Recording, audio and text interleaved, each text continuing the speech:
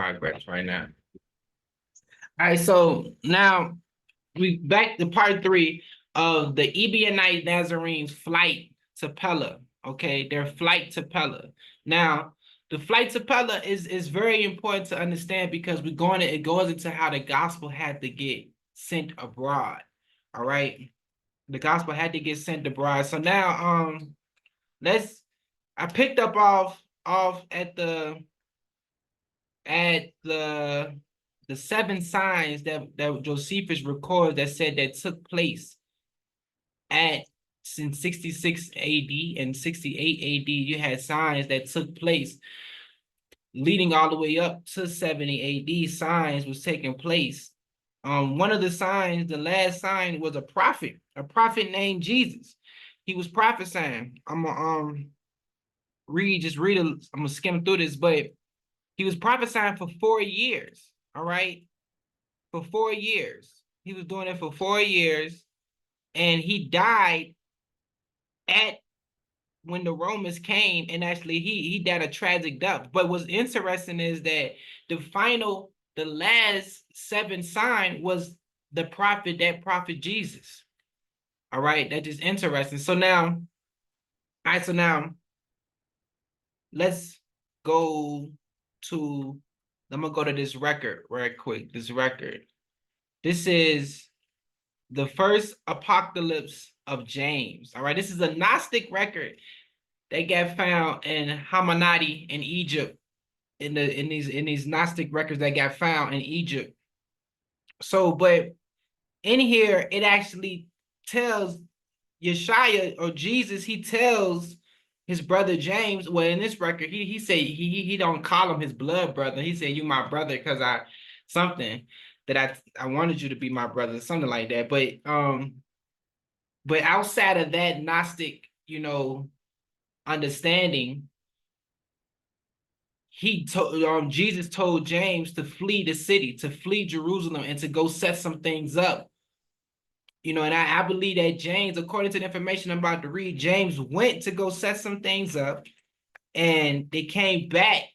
And then before the destruction around 66 AD, which we're going to read in Josephus, you had Jews, it say the imminent, or like these respected righteous Jews left the city around 66 AD. All right. So now we're right here, but this is the apocalypse of James right here. Can you read this for me, bro? Right here. Start right here. Start right here. Behold, I shall remove to you everything of this mystery, for they will seize me the day after tomorrow, but my redemption will be near. Keep going. Oh, yeah. Keep going. My redemption will be near, James said. James said, Rabbi, you have said, they will seize me, but what can I do? He said to me, fear not, James, you too will they seize, but leave Jerusalem. For it is she who always gives the cup of bitterness to the sons of light. She is a dwelling place of a great number of archons, but your redemption will be preserved from them, so that you may understand who they are and what kinds they are. You will blank and listen. They are not blank, but archons. Blank. These 12 blank down, blank archons, blank upon his own what's that? Hebdomade. You can go right there. So Jesus or Yeshua, he was saying that, okay, I'm gonna tell you a mystery, James. And one of the mysteries is that they will seize me the day after tomorrow. But he told him, he said, oh, okay, they're gonna seize me. And then James was like, okay, they're gonna seize you. Don't call him rabbi, teacher. They're gonna seize you. But he like, don't worry, James. Yeah, they would seize. He said, you too would be seized, because we know according to Josephus that Josephus records historical. He records the death of Jesus. He records the death of James, Jesus' brother, also. He records that. And so we know that James did get seized too. But before James got seized, he told him, but leave Jerusalem. All right. He told him to leave Jerusalem because he had to go leave Jerusalem and make sure that these things that's in Pella is going to be established. So when the church leave to go to these places in Pella, which they've been having people following them according to the Greco-Roman Mark, according to the Greco-Roman Matthew, people following them, people he's healing, people that's in Decapolis. Decapolis is not 7 or 9 cities that make up Decapolis, and one of those cities is Pella. All right, so and he got followers in these areas, is followers of the Messianic communities in these areas. So James had to go lead a city. All right, we'll read one more thing out of this section. It's gonna go down bottom. Let's see.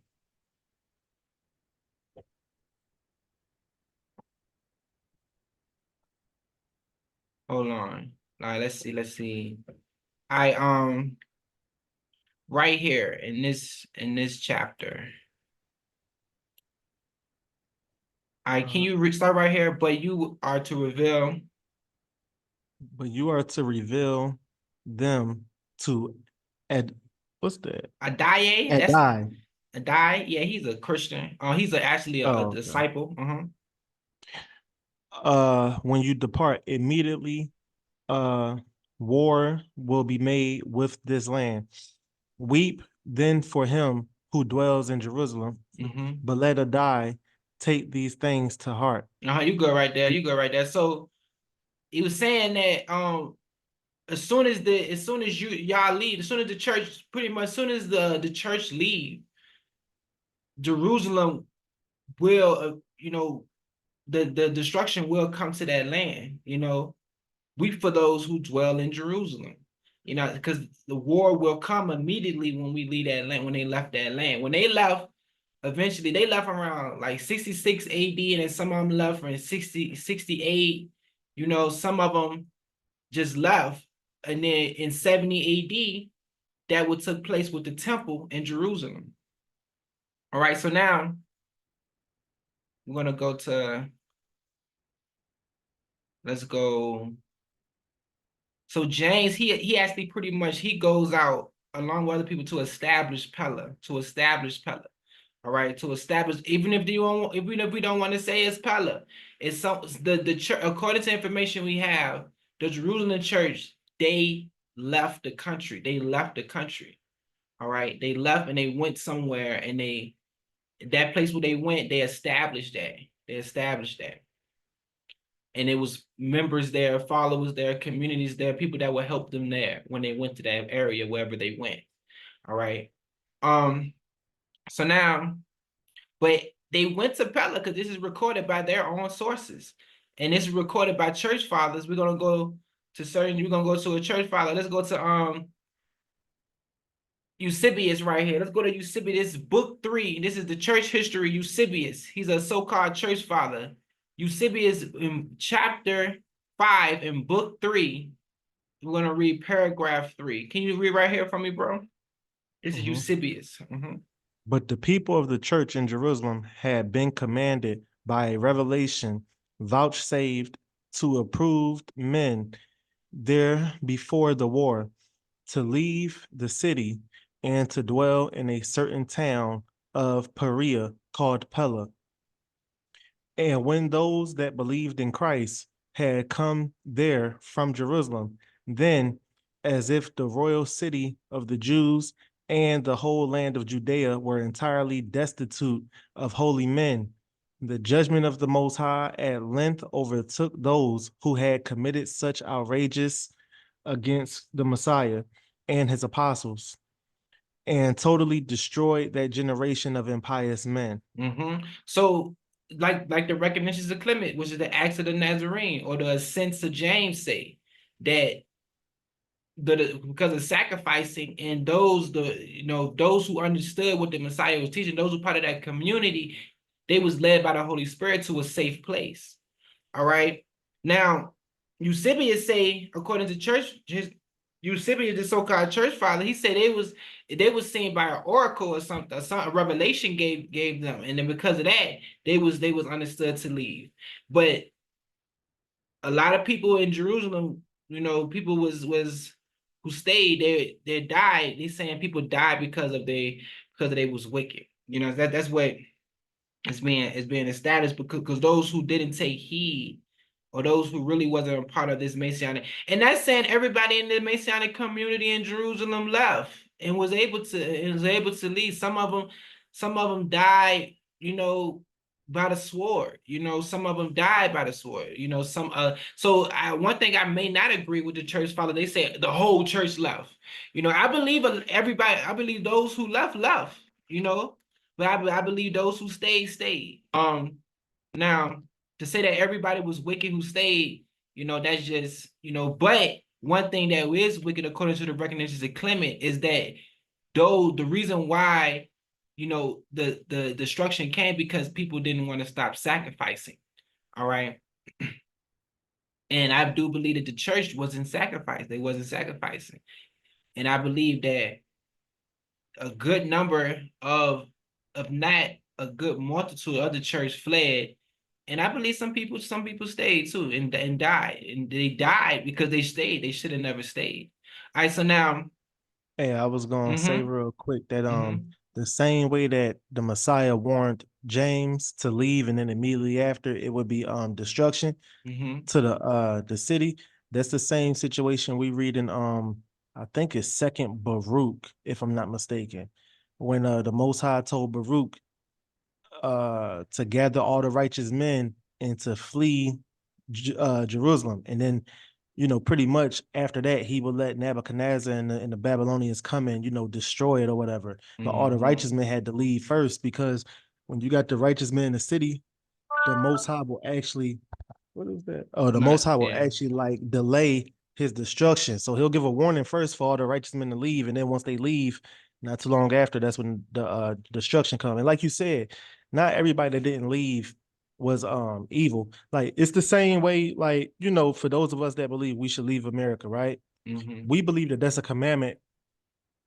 Well, I'm not gonna say a commandment, but we believe that that's something that the Most High prefer for us to do in order for us to prolong our lives, so we can continue to worship Him and so we can continue to fulfill a certain part or portion of prophecy. mm-hmm, Now, on the other hand, you got those that worship the Most High in sincerity and in truth, but they might look at the scriptures a little bit different.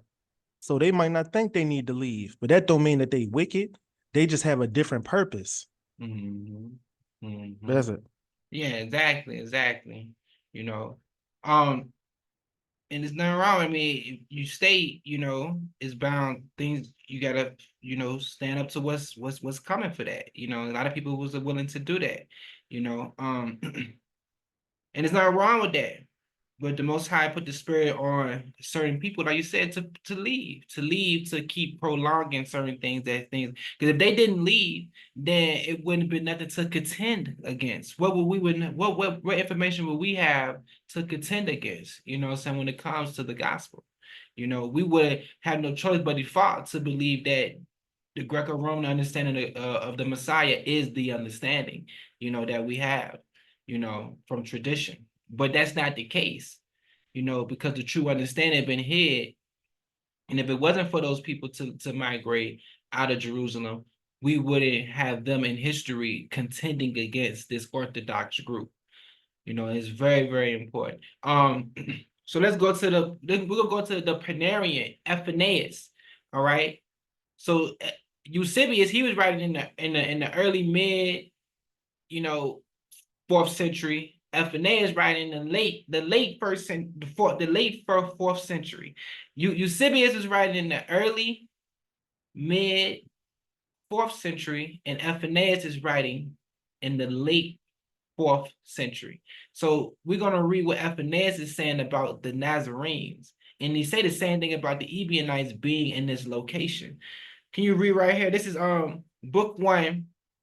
This is chapter 29 right here, and this is paragraph 7, and this is at stanza 7 and 8 right here. This set of the Nazarenes is to be found in Berea. My bad, Beroea, near Celocaria, in the Decapolis near Pella, and then what's that? Bashantis at the place called Kokabi. Let me see. That says Kokabi in Hebrew. It says, for that was its place of origin, since all the disciples had settled in Pella after their remove, after their remove from Jerusalem. Christ having told them to abandon Jerusalem and withdraw from it because of the siege it was about to undergo. And they settled in Perea for this reason. And as I said, lived their lives there. It was from this that the Nazarene sect had its origin. So they saying that these Jewish Christian sects, they had their origin within Pella. They say the same thing about the Ebionites. They came from Kokabed, and that same region, which is like 18 miles away from Pella. All these areas. So they say these people in these areas right here, this is where these sects came from. But how? This is where they migrated to. But these sects, they have in their information, in their record, according to the recognitions of Clement, that they migrated somewhere. All right, they migrated to a safe place. And then also we see in the Greco-Roman gospels that stem from Jewish Christian gospels states that these people was told by the Messiah to leave. And then we see again in the Apocalypse, in the Gnostic, a whole nother group that's different than the Orthodox, a whole nother group, a Gnostic group. They got in their records that the Messiah told James to leave Jerusalem. All right. So this is what we have in there. But the church fathers, so-called church fathers, they say that these people was in Pella. They say Pella. All right. They say everything's these origin of these people started in Pella. So it has to have some type of validity to this. Okay. Especially when in their own records, these Jewish Christians, they say that they left, and it's tradition that they left somewhere. All right. So now let's keep going. So now we're gonna go to Josephus. We're almost wrapping this up. We're gonna go to Josephus. Let's go to Josephus. Chapter 20 right here. So we in Josephus, we in the War of the Jews, book 2, chapter 20. All right, and we're gonna read paragraph. Can you read paragraph 1? Now, this is taking place right here. This is taking place. And also, this leaks in with going with Paul, with Saul. We're gonna cover this a whole another day with some stuff. We're gonna cover this a whole another time, dealing with Paul. Who was Paul and what was his role according to historical documents that we have. All right. So now, but this is dealing with when the Jews really revolted. They revolted. They even pushed they pushed this Roman general named Cetius. They made him retreat, and this is really what caused the issue eventually. When after this they took over. The Jews took over Jerusalem. They controlled it. They completely ran the Romans out of there, and they took control of it. All right, and then what you call the Zealots and whatever started taking control of everything. So then we're gonna read after they made the Romans retreat and get out of Jerusalem. We're gonna read this right here. Read this right here, bro. After this calamity had befallen Cestius, many of the most eminent of the Jews swam away from the city, as from a ship when it was going to sink. As for a ship when it was going to sink. So many of the most eminent, the most respected of these Jews, which is talking about members of the church, talking about members of this community. All right, these people was well respected. What happened was these people they swarmed away from the city. They swarmed away from the city. All right, and they left.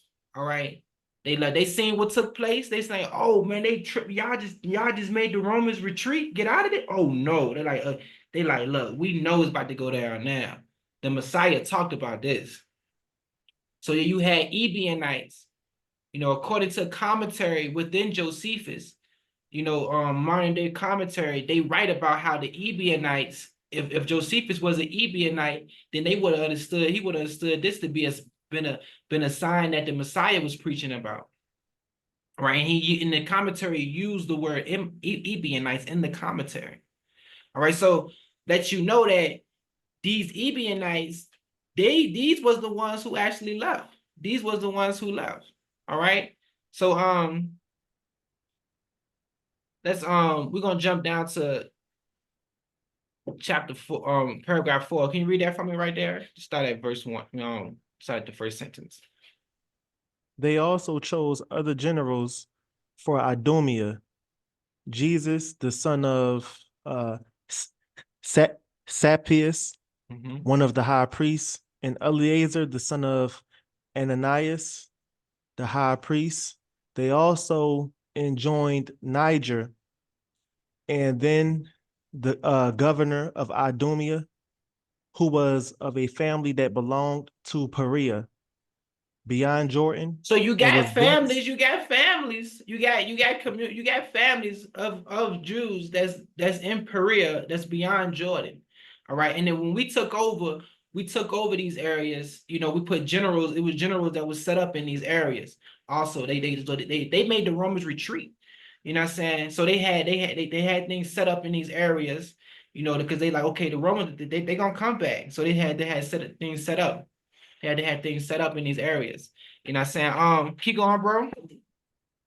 All right, it says, and was thence called the Paraites, that he should be obedient to those forenamed commanders, nor did they neglect the care of other parts of the country.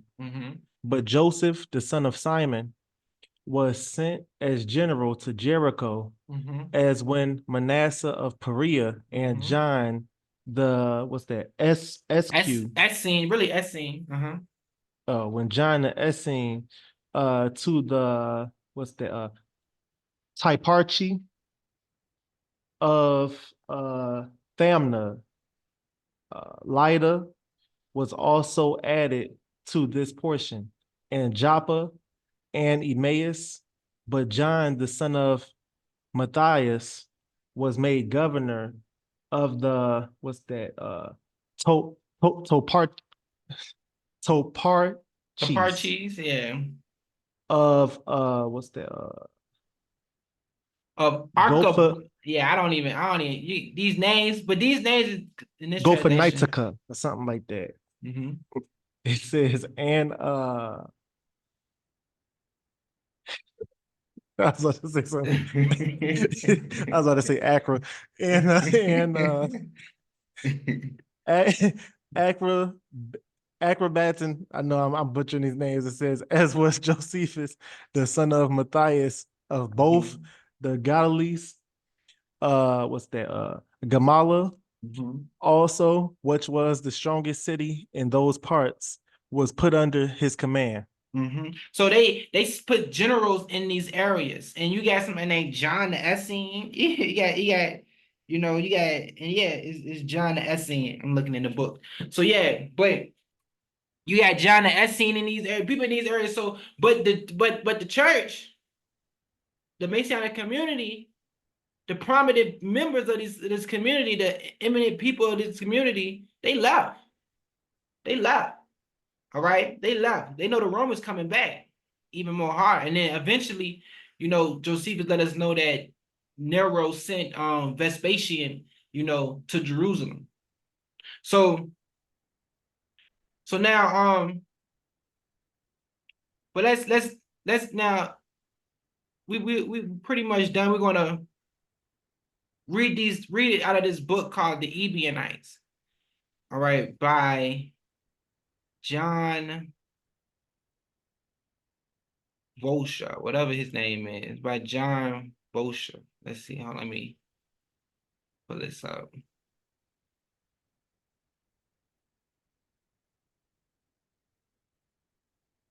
I don't know his last name. Juice Sick. I don't know. John Vojusic. But we're gonna read this right here. Can you read this? Read this right here. Just read what's highlighted right here, bro. It's on The page believers, 12. Mm-hmm. the believers in Jerusalem and Galilee retained their original name and were later also known by their uh Derogatory. degradatory, Yeah. derogatory name, Ebionites. There were many members in the Nazarene sect, as is evident from the book of Acts. Keep going. The Nazarenes flourished in Judea and Galilee until 66 CE when the Romans besieged Jerusalem. Just prior to the destruction of Jerusalem, Simeon, the relative of Jesus or the Messiah, was instructed in a vision to lead the Nazarenes out of the city. Simeon succeeded James and the Just as the leader of the Nazarenes. A Catholic historian, Philip Hughes, in his book, A History of the Church, on page 57, points out that the faithful from Judea and Galilee escaped to Pella, the region across the Jordan River. Church Father Ephanius wrote that the early believers settled in Pella just before the destruction of Jerusalem. The Encyclopedia of Early Christianity on page 490 states that as the wars with the Romans began, the Jewish Christians escaped to Pella and Perea. As a matter of fact, Jesus or the Messiah himself warned the disciples to leave Jerusalem when they see the city besieged. All right, read this right here. F. Fandley, in his book Byways in Early Christian Literature, on page 87, says that the Ebionites were most probably the legitimate descendants of the Palestinian Christians who fled to Pella. The Oxford Dictionary of the Christian Church on page 433 locates the Ebionites east of the Jordan River and states that they were Jewish Christians who flourished in the early centuries of the Christian era. Wow. So this is interesting. Even in the Oxford Dictionary of the Christian Church locates the Ebionites east of the Jordan River, which is Pella. All right. Locate these people. And you got, a scholar from a book, his Byways in Early Christian Literature, states that the Ebionites is most probably more than likely, most are legitimate descendants of those prominent members of that was in Palestine who fled. They left. That the people that we see that Josephus wrote about, those eminent people, is more than likely the Ebionites is probably the legitimate descendants of these people. Okay, so this is interesting. So to let you know, the church they had to do this so the gospel can be out there, so it can be contending against. So later on in history, we can be like, oh no, matter of fact, the real church is the Ebionites, yo. What? So that's what it had to come to. I can you see that? You can see this. What's in You're, yellow? Yeah, I can see it. Hold on, let me put my computer close. Yeah, I can see it. The Encyclopedia of Religion, Volume 4, on pages 576 through 577, states that it is possible that the Ebionites go back to the earliest period of Christian history. It says that they were an example of those who were ultimately left behind by the church who adopted to the needs of the Gentiles converts. It further states that the Ebionites were eventually rejected as heretics by the emerging great church. You want me to skip to the next yellow or read the whole thing? Now read the whole thing. Read the whole thing. But read right here. Read right here. Start the greatest All right. strength. The greatest strength of the Ebionites was in Palestine and Syria, areas where Judaism flourished. One Mhm. community of Ebionites lived in Pella, east of the Jordan River, and claimed to be the descendants from the original group of Christians who were thought to have fled Jerusalem at the time of the war with Romans in 70 CE. And this is important. So this is recorded in the Encyclopedia of Religion. And it's going back to they're going back to what church fathers are saying. So Epiphanius actually says that these people are these people. So if the church fled into Pella, and these is what the Jewish Christians say, but then all of a sudden you got church fathers saying, "Oh, this is where the heretics started when they migrated to Pella. This is where these different sects, you got Ebionites and the Nazarenes, they sprung out of." No, the Ebionites, they claim that they went to Pella. This is what they claiming because this is who Ephanius, the so-called church father, is getting his information from these people. He's saying the Ebionites, they claim to be they lived in Pella, and they claim to be the descendants of the original group of Christians who was brought. How did they get there? They got there because their grandfathers went there. All right. Read the last one right here. Encyclopedia Britannica, Volume 4, on page 344, says that the Ebionites were explicitly mentioned by Bishop Irenaeus 185 AD, and that they evidently escaped from Palestine to Transjordan and Syria. Mhm. It further collaborates. I can't. Did I say Yeah, collaborates? yeah. Collaborates. It Corroborates. further Corroborates. Mhm. cooperates. Uh, the fact that they have later expanded to Asia Minor, Egypt, and Rome. Mhm. New Age Encyclopedia, Volume 9, on page 309, points out that the word uh, Ebonim in Hebrew means poor, and that the name was most probably applied to all early believers. Mhm.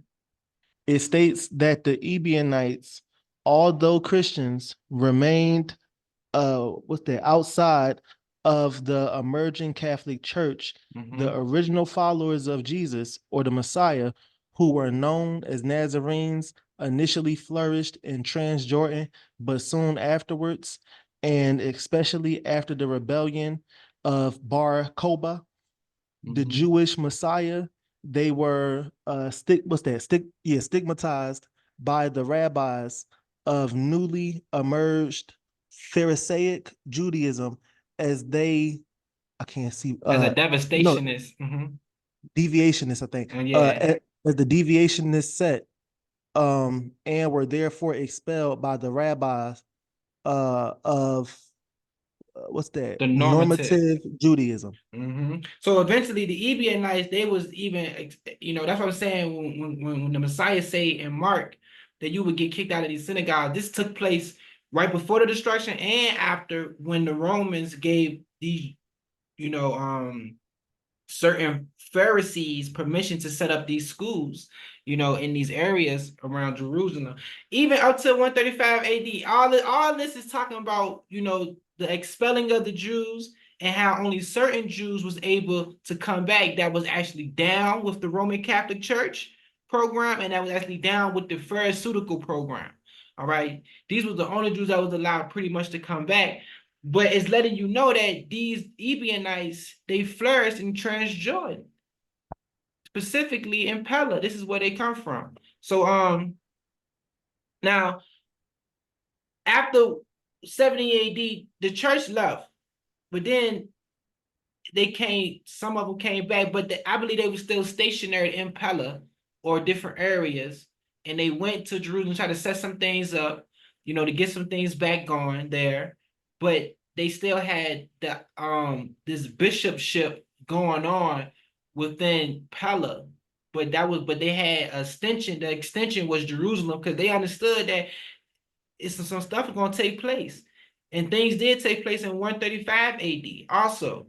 But before that, Emperor Hadrian, who became emperor, he allowed Jews to come back. And I believe that some of these Jewish Christians were part of those Jews that that was coming back before these Jews started revolting again, and it's what they call the second Jew Roman War.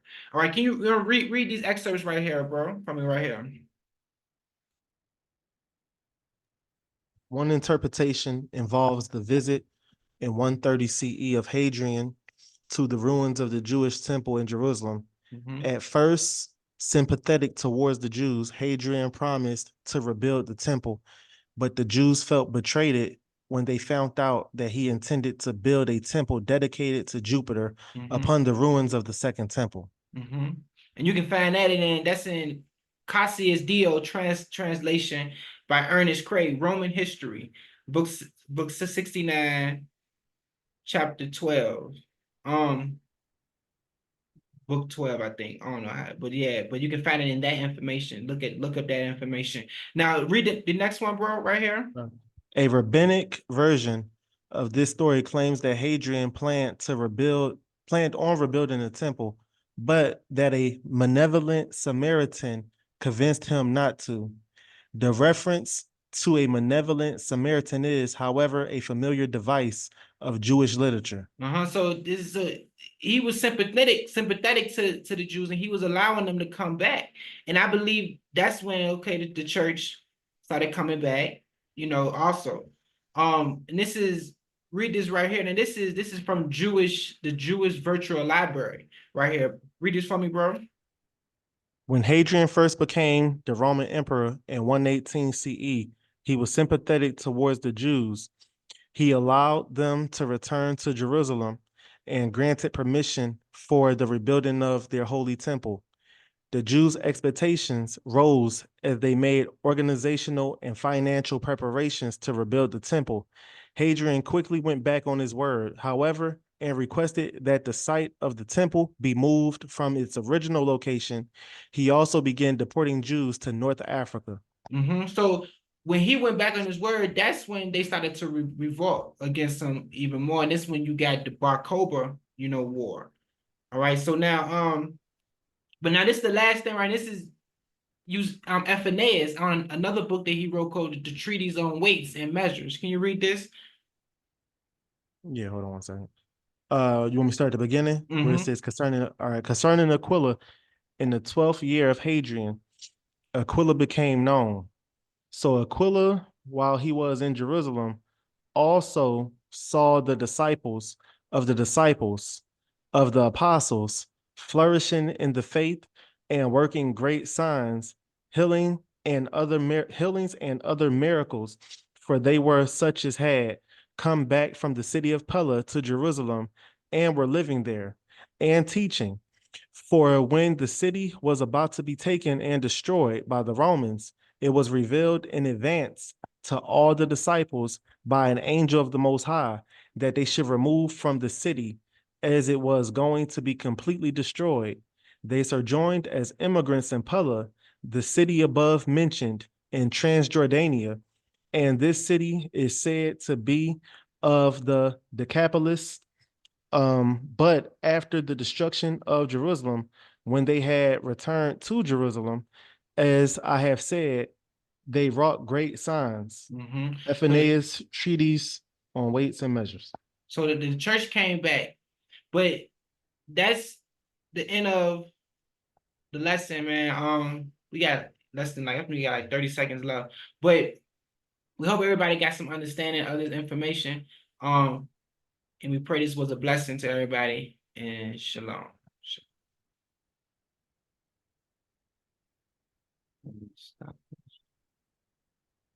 Hey, go back to the Aquila thing. I was just telling Mike about this a few days ago. Hold on, let me start the recording. Hold on.